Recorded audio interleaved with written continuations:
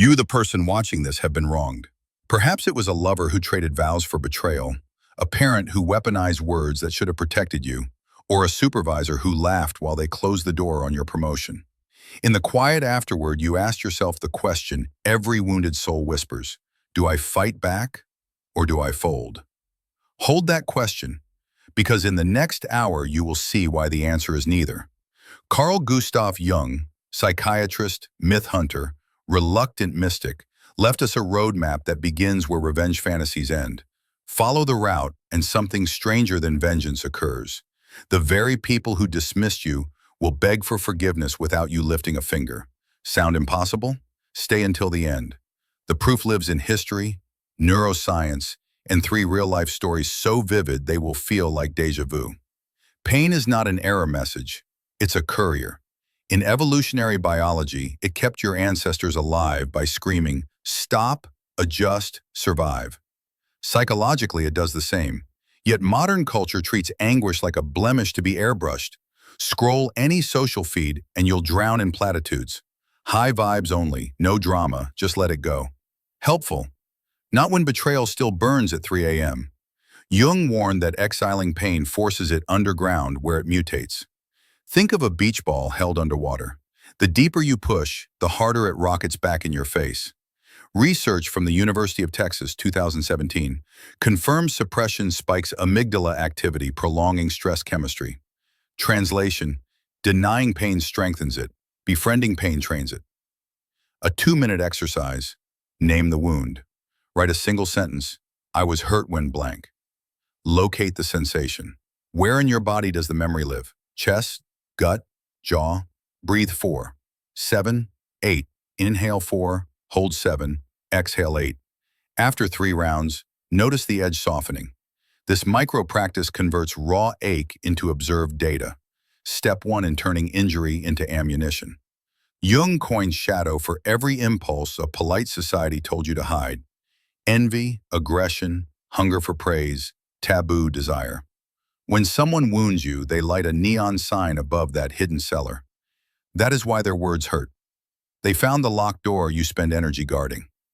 Paradox. The cruelty is real, yet its sting is an inside job. Recognizing this does not excuse abuse, it steals the abuser's monopoly on meaning. Instead of asking how could they, you ask, what unmet need inside me did they spotlight? Answer that, and your internal landscape changes faster than external revenge ever could. Origins. 1917. Jung, recently estranged from Freud, isolates in Küsnacht, Switzerland. Dreams flood him, floods, corpses, crimson rivers. Rather than flee, he sketches them, birthing the Red Book and the concept of shadow. Definition. The shadow holds traits we won't display yet crave in others. It is gold mining, as analyst Robert Johnson writes, panning psychological silk until nuggets of repressed talent glint. Anna, a Colombian graphic designer in Berlin, partners with her best friend Maya to pitch a major footwear client. Contract day arrives, Maya signs solo, erasing Anna's name. Rage volcanic, Anna drafts a lawsuit, then stumbles upon Jung webinars. She begins daily shadow sketches. Every line of anger becomes literal art. 6 months later, those sketches form Furia, an NFT series selling out in 18 minutes, netting $140K. Maya emails an apology and a collaboration request. Anna politely declines. Revenge executed via self-expression, not retaliation. Key takeaway: creation outmaneuvers destruction. MRI studies at UCLA reveal that labeling emotions, "I feel humiliated," recruits the right ventrolateral prefrontal cortex, dampening limbic fire. Translation: putting language to betrayal is neurological armor. Meanwhile, plots of vengeance keep cortisol high, sabotaging immunity. Thus, choosing silence isn't passive. It's biochemical insurgency. Try the 90-second rule, Dr. Jill Bowie-Taylor. An emotion's chemical pulse lasts a minute and a half unless we refuel it with thought. Next time anger surges, set a timer. Breathe. Note how the tide recedes on its own. The one who masters those 90 seconds wins a lifetime. Individuation is Jung's Everest, integrating persona, ego, shadow, Anima, animus, self. It's less about fixing flaws, more about reclaiming scattered archetypes. In myth, heroes collect talismans. In psyche, we collect disowned traits. Each reintegrated part enlarges the self, shrinking the offender's influence. Picture your psyche as a medieval keep. Betrayal cracks the outer wall. Instead of frantic repairs, you excavate tunnels, fortify foundations, install inner gardens. By the time intruders return, you command an underground city. They stand outside bewildered that their battering rams no longer reach you. Silence terrifies abusers because it denies them the stage. When you decline to defend your worth, they must confront why they tried to erase it. Historian Plutarch noted that after Rome defeated Carthage, citizens erected triumphal arches and partied. Meanwhile, Stoic generals retreated to quiet shrines to process the carnage. Power that whispers lasts longer than power that screams.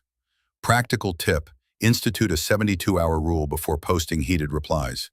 Draft it, save as draft, wait 3 dawns. Odds are you'll revise the message into wisdom, or delete it and keep your sovereignty intact. David, a middle school principal in Melbourne, is falsely accused of grade tampering by a jealous deputy. The media storm lasts weeks. Instead of counterattacks, David opens weekly integrity Q&A sessions with parents and live streams them. Transparency shines, accusations crumble. The deputy resigns, enrollment rises. Viktor Frankl distilled Jung's idea into, "He who has a why can bear anyhow." Purpose converts pain into propulsion. Write a purpose pyramid. Top, 1-sentence mission.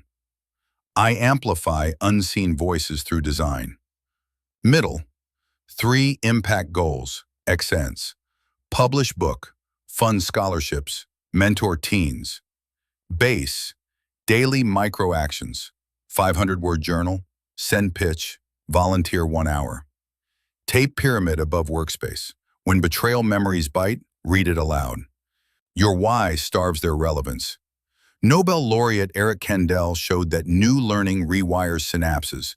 Reframing betrayal literally prunes fear pathways.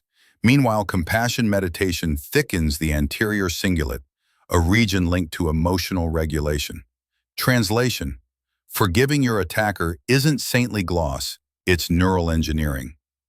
Quick protocol: RAIN, recognize, allow, investigate, nurture. By Tara Brach. Practice 10 minutes daily for 8 weeks. It lowered participants' depression scores by 43% in a 2024 meta-analysis. Narrative alchemy: rewrite the betrayal as origin story. Think Bruce Wayne, Batman. Skill transmutation: channel anger into acquiring one marketable skill. Coding, pottery, Cantonese. Service redirect: help someone who mirrors your younger wounded self. Empathy flips polarity. Public silence, private processing. Therapy, voice memo rants, drummer's practice pad, vent safely. Future cast letter: write a note dated 5 years ahead thanking present you for not collapsing. Seal it, read it on that date. Robben Island, 1970s. Prisoner 466-64 endures beatings. Mandela studies Afrikaans, the language of his jailers, to understand their fears. Decades later, at his inauguration, he invites warder Christo Brand as a guest of honor. Brand weeps, whispering apologies. Mandela's revenge: building a nation inclusive enough for both victim and perpetrator. Forgiveness is not condoning, it's reclaiming psychic acreage. Harvard psychiatrist Dr. Stephen Say notes that rumination uses the same executive resources required for creative problem solving. Free them, and IQ test performance climbs by up to 9 points. Your cognitive surplus is too expensive to rent to resentment. Months, or years, later the betrayer may circle back bewildered. How did you? They expect fury, meet equanimity. Jung calls this the numinous effect. Encountering someone who embodies wholeness triggers awe. Their apology is less about you, more about their emerging shadow. Accept or decline, it's your stage now. There is a point in every myth where the hero returns with elixir. Your elixir is self-ownership, pain-revealed passages you never knew existed. Walk them daily. Mentor others lost in similar labyrinths.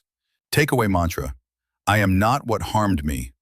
I am what I forged from the harm. Share this video with a friend still bleeding from betrayal. Subscribe for deeper dives into Jung, myth, and modern mind science.